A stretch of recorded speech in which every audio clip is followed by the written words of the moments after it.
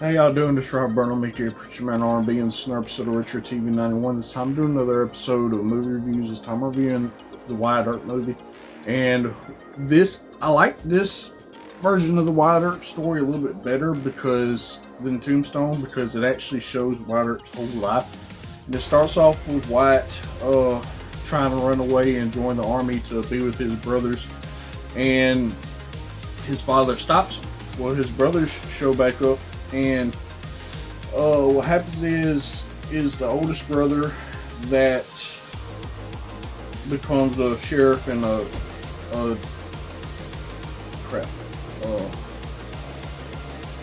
that is one of the three main ones that's with Wyatt throughout the story. He comes back with his other brother that's injured. So it fast forwards a little bit, and Wyatt meets his first wife, and he starts courting her.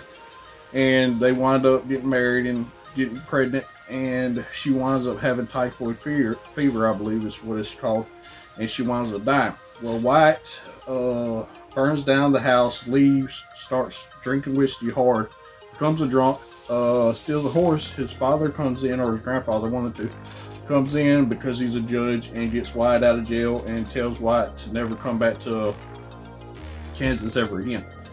I think it's where that happened at. Anyway, Wyatt goes and he starts hunting buffalo. And this is where he meets Bat Masterson and his brother Joe Masterson. And they start working for Wyatt, skinning the buffalo. And then Wyatt becomes a lawman in Dodge City, and then Bat and Joe come back, and Wyatt's brothers come as well. Morgan and the older brother, I can't remember his name. Anyway, they become lawman at Dodge. Joe Masterson winds up getting killed, and after that, Wyatt and his brothers leave for Tombstone with Doc Holliday, because he's done met Doc Holliday by this point. Anyway, Bat Masterson stays behind, and the Wyatts and Doc Holliday go to Tombstone. Well, they go to Tombstone, and they're doing pretty good. The marshal's there, so they butt heads with the sheriff, because the sheriff's in Ike's pocket, the leader of the gang, the cowboy gang that they deal with. Anyway, what happens is, if you watch Tombstone, you know what happens next. It's basically the same as the Tombstone movie. The cowboys and Wyatt, the Earps, butt heads. They go to try to take their guns. The big shootout happens. They have their trial. They're acquitted because Ike and them was heard threatening to kill them beforehand. After this, Morgan, the lightning storm happens. Morgan gets shot and killed. The older brother gets shot and killed. He loses the ability to use his left arm, I believe it is.